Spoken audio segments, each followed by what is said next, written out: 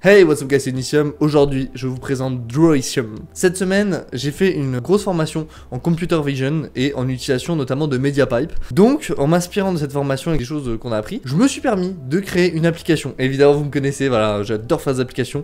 Et donc, pour un peu simplifier la vie et tout le processus, comme ça, vous pouvez le télécharger, voilà. Vous avez juste pour l'application que j'ai réalisée, vous n'avez rien à faire, enfin quasiment rien. Vous avez juste à... faut avoir Python évidemment et un environnement de développement. Mais sinon, vous clonez le repository, vous téléchargez l'environnement virtuel. Vous faites un petit pip install requirement.txt, vous récupérez toutes les librairies nécessaires et vous pouvez lancer directement. Ensuite, vous n'avez plus qu'à suivre les instructions. Donc, je vais vous montrer ça tout de suite. C'est parti. Alors, bienvenue sur l'application. Donc, bon, voilà, ça c'est le menu que j'ai codé. Bon, je fais une petite interface TechInter classique, plutôt basique avec les petites fonctions.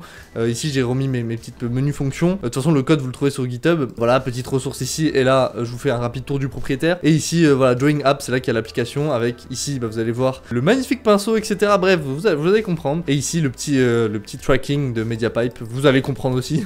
C'est pour ceux qui ont déjà fait un peu de computer vision, vous voyez MediaPipe, vous vous dites ah ça va être du computer vision, hein. Là il y a du MediaPipe c'est sûr. Très hype de vous montrer ça, je vais vous le lancer. Hop, vous avez juste à run ça, et là boum, vous avez votre petite interface que j'ai appelée Drawicium évidemment, un classique. Et donc vous avez deux boutons, voilà, deux petits boutons, un pour start et un pour cam info. D'abord vous allez devoir faire une cam info, donc ça va vous permettre d'insérer votre caméra et de voir les informations, donc la largeur, la hauteur de votre caméra pour après lancer tout le processus, vous allez voir. Je clique sur le bouton, ça vous ouvre un petit menu Enter the camera number. Alors faut savoir que les caméras à l'indexation c'est un peu comme un tableau, hein. Ça démarre à partir de 0. Donc si vous avez une seule caméra connectée à votre ordinateur, c'est 0. Et là vous attendez, ça va scanner automatiquement. Et là vous voyez, bah là la caméra avec laquelle je filme, elle fait en largeur, elle prend 640 et en hauteur elle prend 480. Information très importante. Donc ça vous gardez de côté.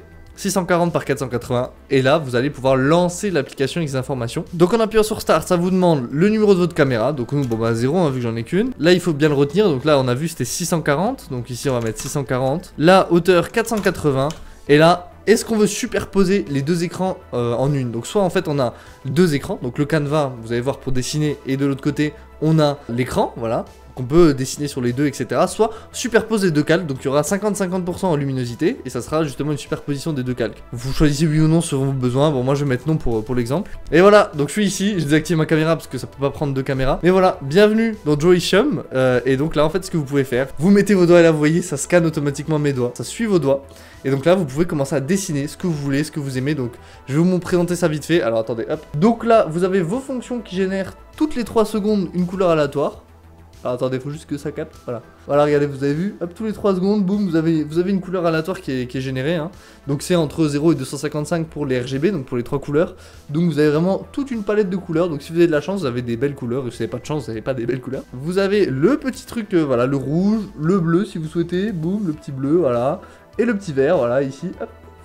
Voilà, si vous souhaitez. Vous avez le trou noir pour tout effacer d'un coup, voilà. Ici vous avez le petit pinceau qui vous fait un petit trait. Ici vous avez le plus gros pinceau qui vous fait un plus gros trait, voilà.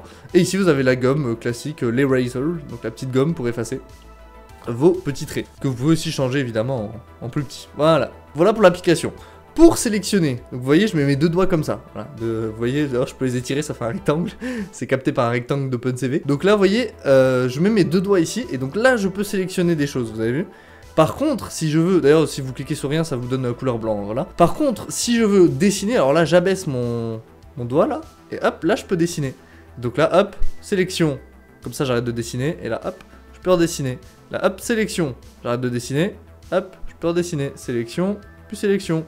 Et voilà, et du coup vous pouvez faire des petits dessins plutôt pas mal. Hop, voilà, sélection, touc. Là vous voulez une autre couleur, mettons aléatoire, on est des fous nous, hop. Ça vous a généré quoi? Waouh, couleur fort spéciale, donc là vous pouvez lui faire des petits yeux. Hop. Et voilà. Et là regardez, je suis dedans.